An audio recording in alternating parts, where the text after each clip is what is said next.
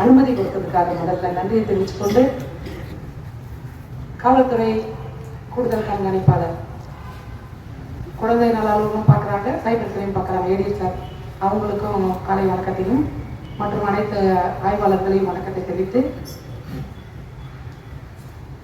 குழந்தைகளை நெறிமுறைப்படுத்தும் அனைத்து ஆசிரியர்களுக்கும் காலை வணக்கத்தை தெரிவித்து, என்னோட பிள்ளைகளான அனைத்து குழந்தைகளுக்கும் காலை வணக்கத்துடன் உரையை தொடங்குகிறேன். விரைவில் முடிக்கிறது.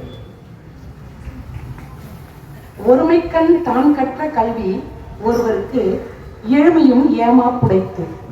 இந்த குறளுக்கு அர்த்தம் யாருக்காவது குழந்தைகளுக்கு தெரியுமா? ஒரு பிறவியில தான் கற்ற கல்வி 7 பிறவிக்கும் நமக்கு வரும். இன்னைக்கு நான் படிச்ச கல்வி 7 பிறவிக்கு நான் பிறக்கும் போதும் தான் வரும் அப்படின்னு சொல்லி திருவள்ளுவர் சொல்லியிருக்காரு. அது 7 பிறவிக்கு வருதோ வரையோ என்னுடைய ஜெனரேஷன், என் மகள், என் பேரன், என் பேத்தி, என் கொள்ளு பேத்தி, என் எள்ளு பேரன் அவங்களுக்கு வரணும். அப்போ கல்வியோட சிறப்பு நமக்கு 7 தலைமுறைக்கு வரும்னு சொல்றாங்க. அப்ப கல்வியோட அவசியம் உங்களுக்குலாம் புரியுதா? பள்ளிக்கூடம் வந்திருக்கிறீங்களா? எதுக்காக வந்திருக்கிறீங்க? எல்லாரும் படிச்சுட்டு வேலைக்கு போகணும். எல்லாரும் பணக்காரங்களாவே இருந்து நல்ல வசதியா காரில் வந்து படிச்சவங்க கிடையாது. இங்க இருக்கிற இந்த காக்கி சட்டை போட்ட நாங்களும் கஷ்டப்பட்டவங்க தான்.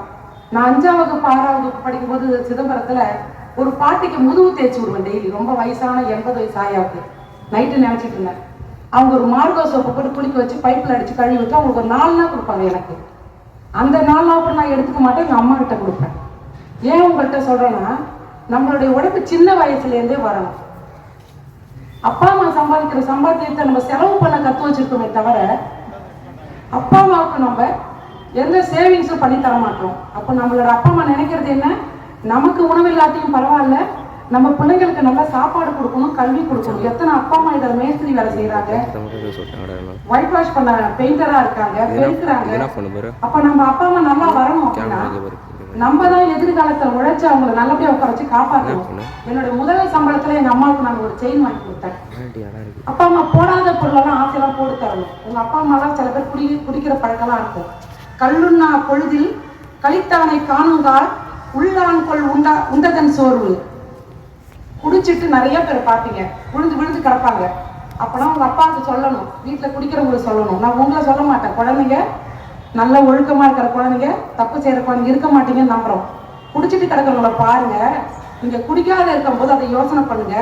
நம்ம குடிச்சிட்டாலும் புத்தி பேதமை அடைந்து அந்த மாதிரிதான் கரெக்ட் பண்றதை உங்க தகப்பனுக்கோ உங்க அண்ணனுக்கோ தெரிவிக்கணும். இதுல கூட சில பிள்ளைங்க 12வது 11வது படிக்கிற பசங்க கூட குடிக்கிறதுக்கு ஆசைப்படுறாங்க, அதை டேஸ்ட் பண்ணி பாக்குறாங்கன்ற கேள்வி எனக்கு கிடைச்சிருக்கு. சில பிள்ளைங்க சொல்லியிருக்காங்க. அதெல்லாம் போகக்கூடாது. ஒரு முறை தான் வாழ்க்கையில வாழறோம். நல்லா வாழ்ந்து ஒரு நல்ல வேலைக்கு போயிட்டு நம்மளும் நல்லா முன்னேறணும். என்ன வேலைக்கு போக போறீங்க? இதில் யாராவது உங்களுக்கு என்ன இருக்கா? எந்த வேலைக்கு போனா வேணாலும் போகலாம். ஆனால் நம்ம கௌரவம் கொடுக்கக்கூடிய அளவுல ஒரு வேலை பார்க்கணும். கெட்ட பேர் இல்லாம இருந்துக்கணும்.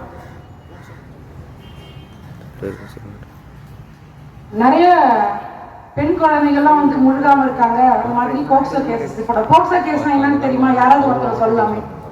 போக்சோ கேஸ் போடுறாங்கன்னு சொல்றாங்க இல்லையா? யாராவது சொல்லுங்க. ஸ்கூலுக்கு அனுப்பணுமா? அவங்கள மட்டும் க்ளோஸ் அப் எடுக்க சொல்லுது. பாலியல் கொடுமை. Very good. போதும். அந்த பாலியல் சம்பந்தப்பட்ட வழக்கு அப்படின்னாலே தெரிஞ்சிருச்சு. 18 வயசுக்குள்ள உள்ள ஒரு பெண், வயசு எத்தனை வயசு இருக்கிற ஆணா இருந்தாலும் சரிதான், 17 16 யாரா இருந்தாலும் சரிதான், 25 வயசு ஆணா இருந்தாலும் சரிதான், ஒரு பெண் கூட ஒரு தவறு செய்து அவங்க முழுகாம இருக்காங்க, இல்ல காதலிக்கிறாங்க அப்படின்னா கூட எல்லாருக்குமே வழக்கு போடப்படும். இப்போ கூர்நோக்கு இல்லம் அப்படின்னு சொல்லிட்டு கடலூர்ல ஒரு இடத்துல இருக்கு, தெரியுமா? இளம் சிறார்கள் அப்படின்னா 18 வயசுக்குள்ள தப்பு பண்ற பிள்ளைங்க அங்க கொண்டு போய் விட்டுருவோம். ஜெயில விட மாட்டாங்க. ஏன்னா அவங்க 18 வயசு முடியாதவங்க. போன மாசம் இந்த மாசம் கூட 2 பேர் அங்க விட்டுருக்கோம். 15 வயசு பையன் ஒரு பையன் இருக்கான், 17 வயசு பையன் ஒரு பையன் இருக்கான். என்ன காரணம்னு கேட்டீங்கன்னா, அவங்க ஒரு 16 வயசு பொண்ணையோ 17 வயசு பொண்ணையோ லவ் பண்ணாங்க, அவங்களுக்குள்ள ஏதோ பிரெக்னண்டா இருக்காங்க அப்படின்ற மாதிரி கேஸ் போட்டிருக்கோம். உண்மை அது. அதனால சின்ன வயசு பசங்க நம்மள எதுவும் நடவடிக்கை எடுக்க மாட்டாங்கன்னு நினைக்கக்கூடாது. 18 வயசுக்குள்ளார லவ் பண்ணாங்க, அந்த பொண்ணுங்களுக்கு ஏதாவது நடந்துருச்சுனாலும் அப்படியே கொண்டு போய் அந்த கூர்நோக்கு இல்லத்துல விட்டுடுவோம். அது ஜெயிலே தான். அந்த ஜெயில 18 வயசுக்கு மேல இருப்பாங்க. இந்த கூர்நோக்கு இல்லத்துல 18 வயசுக்குள்ள இருக்கிற பசங்க இருப்பாங்க. அந்த மாதிரி யாரும் லவ் அந்த மாதிரி விஷயத்துலாம் போக வேண்டாம். பெண்களை மட்டும் நீங்க தப்பு பண்ணாதீங்க நாங்க நிறைய மகளிர் பள்ளியில போய் சொல்லியிருக்கோம். கண்டிப்பா இது ஆண் பிள்ளைகளுக்கு தெரியணும். நிறைய பெண் குழந்தைகளை இவங்களை வந்து பார்த்து லவ் பண்றதுன்னு சொன்னா கூட நீங்க யாரும் அதுல தலையிடக்கூடாது. உங்களுடைய எண்ணம் என்ன, உங்களுடைய எய்ம் என்ன சொல்லுங்க. படிச்சுட்டு வேலைக்கு போயிட்டு அப்பா அம்மாவை காப்பாற்றணும். அதனால எல்லாரும் அதை பார்க்கணும். இன்னைக்கு ஒரு கொஞ்ச நாளைக்கு முன்னாடி ஒரு ஜட்ஜ்மெண்ட் வந்துருந்தீங்க. நீலகிரி மாவட்டத்தில் ஒரு ஸ்கூல்ல வந்து ஒரு மாணவர்களை ஆசிரியர்கள் கண்டிப்பது வந்து புண்படுத்துவதல்ல, பண்படுத்துவது. நாங்க எங்க காலத்தெல்லாம் நல்ல அடியெல்லாம் வாங்கி தான் படிச்சோம். நீங்க ஆசிரியர்கள் எது பண்ணாலும் உடனே எதிர்த்து பேசுறீங்க, எதிர்த்து கண்ணால பாக்குறீங்க, கண்ணுக்கு முறைக்கிறீங்க. அந்த மாதிரிலாம் முறைக்க கூடாது. உடையார் முன் இல்லார் போல் ஏக்கற்று கற்றார் கடையரே கல்லாதவர்னு சொல்லிட்டு ஒரு குறள் இருக்கு. அது என்னன்னு கேட்டீங்கன்னா, நல்லா படிச்சுட்டு பெரிய பெரிய வேலையில இருக்காங்களா. இப்ப உதாரணத்துக்கு இப்ப எங்க ஏடிஎஸ்பி இருக்காங்க, நான் ஒரு இன்ஸ்பெக்டர் தான். அப்ப நான் அவர் கீழே பணிவாக தான் இருக்கணும். காரணம், அவர் நிறைய படிச்சு நல்ல அதிகாரியாகி சீனியரா பெரிய அதிகாரியா இருக்கிறாரு. அதே போல நல்லா படிச்சவன் டாட்டாவை எடுத்துக்கோங்க, இறந்துட்டாங்க, ரொம்ப நேர்மையானவர். டாட்டா பில்லா அவங்ககிட்ட எல்லாம் பணி செய்யற கீழே இருக்க பணியாளர்கள் எப்படி இருப்பாங்க? அவங்க கல்விக்கோ அவங்க அறிவுக்கோ குறைவா இருக்கிறதுனால இப்படிதான் இருப்பாங்க. ஆனா இந்த மாணவர்கள் என்ன செய்யணும் அப்படின்னா, ஆசிரியர்கிட்ட பணியோட வெக்கப்படாம கேட்டு கல்வியை கத்துக்கணும். அப்படி கத்துக்கிட்டவங்க எல்லாம் பெரிய லெவல்ல போயிருக்காங்க. அப்படி கத்துக்காதவங்க எல்லாம் வாழ்க்கையை இழந்துட்டு வீணா போயிட்டு முன்னேறாம சின்ன சின்ன வேலை செஞ்சு ஒரு நாள் 500 600 வேலை செஞ்சு அந்த பணத்தையும் செலவழிச்சு வீணா போறாங்க அப்படின்ற அந்த குரலுக்கு தகுந்த மாதிரி அந்த ஜட்ஜி சொல்லியிருக்கிறாரு. இத மாதிரி செய்யக்கூடாதுன்னு சொல்லிட்டு, அப்புறம் ஒரு கல்லை வந்து செதுக்குனாதான் சிற்பம் ஆகும். அந்த ஜட்ஜி சொன்னதான் நீ சொல்ற, இன்னைக்குதான் படிச்சோம் அதுக்காக சொல்றேன். ஆசிரியர்கள் உங்களை செதுக்குறாங்க. சும்மா செதுக்காமலே விட்டா ஒரு படிக்கட்டு தான், அது ஒரு படிக்கட்டு இருப்பாரு. அந்த படிக்கட்டு எப்படி இருக்கு? அந்த படிக்கட்டா நீ இருக்கணும்னு நினைக்கிறியா? இல்ல நம்ம கொடுத்தாதான், கசப்ப சாப்பிட்டாதான், வலி இருந்தாதான் நோய் குணமாகும். அப்போ உங்களை கண்டிக்கவே கூடாது அப்படின்னா, இன்னைக்கு டீச்சர்ஸ் எல்லாம் ஜெயிலுக்கு அனுப்பணும்னு நினைச்சீங்கன்னா எதிர்காலத்துல இவங்க சிறைக்கு போயிடுவாங்க மாணவர்கள் அப்படின்னு சொல்லியிருக்காரு. இது உங்களுக்கு சொல்லணுன்றதுக்காகவே சொன்னதுதான். அப்போ ஆசிரியர்கள் நீங்க செய்ய வேண்டியது என்னன்னா, கடித்தோச்சு மெல்ல எரிய நெடித்தாக்கம் நீங்காமே வேண்டுபவர். பசங்களை கடுமையா தண்டனை கொடுக்குற மாதிரி தொடங்கணும், மென்மையா தண்டனை கொடுத்து முடிக்கணும். நம்மளை பார்த்தா அவங்க பயப்படணும், ஆனா உங்க தண்டனை அவங்களுக்கு ரொம்ப ஹார்ஷா இருக்கக்கூடாது, மென்மையா இருக்கணும் அப்படின்னு சொல்லிட்டு எனக்கு அந்த ஜட்ஜ்மெண்ட் கொடுத்துருக்காங்க. இன்னைக்கு இங்க பேச வந்ததுக்கு எல்லாரும் ஒரு துறையை பத்தி பேசுவாங்க. என்னுடைய துறையில வந்தது வந்து பெண் குழந்தைகள், பெண்களுக்கு ஏற்படுற குற்றங்கள் சம்பந்தமானதுதான்.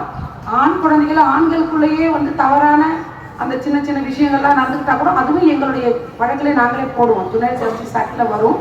ஒழுக்கமா இருக்கணும். ஓய்வறியா உழைப்பும் விடாமுயற்சியும் ஒரு நாள் வெற்றி சிம்மாசனத்தை நிச்சயம் பரிசளிக்கும். உண்மையா? எந்த சூழ்நிலையிலும் நிமிர்ந்து நடக்க கற்றுக்கொள். உடலால் மட்டுமல்ல மனதாலும் தான். இன்னும் ஒரு முறை முயற்சி செய்து வெறுத்து போகும் வரை எவ்வளவு நாள் முயற்சி செய்வோம்? நம்ம இந்த முறை 60 மார்க், அடுத்த முறை 80 மார்க் எடுக்கணும். அந்த ஃபர்ஸ்ட் செகண்ட் தேர்ட் ஃபோர்த்துக்கெல்லாம் காம்படிஷன் இருக்கும். அந்த சென்டர்ல எடுக்கிற 60 மார்க்குக்கெல்லாம் கவலையே இல்லை, எனக்கு 60%. லாஸ்டா வரவங்க நான் எப்படி எடுத்தாலும் மார்க் எடுக்க மாட்டேன் அப்படின்னு இருக்கக்கூடாது. நம்ம வெற்றி பெறும் வரை முயற்சி செஞ்சு வெற்றி பெறணும்னு சொல்லி உங்களுக்கு எல்லாரும் ஆசீர்வாதத்தை சொல்லி, ஆசிரியர்களை மதித்து குருபக்தி இல்லாதவன் யாண்டும் குழம்பி இருப்பான் அப்படின்ற மாதிரி குருவை மதிச்சு எல்லாரும் ஒழுக்கத்தை கத்துக்கோங்க. உங்களுக்கே டீச்சர்ஸ் இதெல்லாம் சொல்லி கொடுப்பாங்க. அவங்க சொல்லி கொடுக்கறது நீங்க கேட்கறது சரியா இல்லை, உங்களோட நடைமுறை வெளியிலலாம் சரியில்லைன்றதுனால காக்கி சட்டை போட்டு இத்தனை பேர் வாழ்ந்துருக்கோம். இந்த மாதிரி காக்கி சட்டை படங்க வரக்கூடாது, நாங்களே ஒழுக்கமா இருக்கோம்னு சொல்லி நீங்களாம் வாங்கிக்கணும்னு சொல்லி இந்த வாய்ப்பளித்தமைக்கு நன்றி கூறி விடைபெறுகிறேன். நன்றி, வணக்கம்.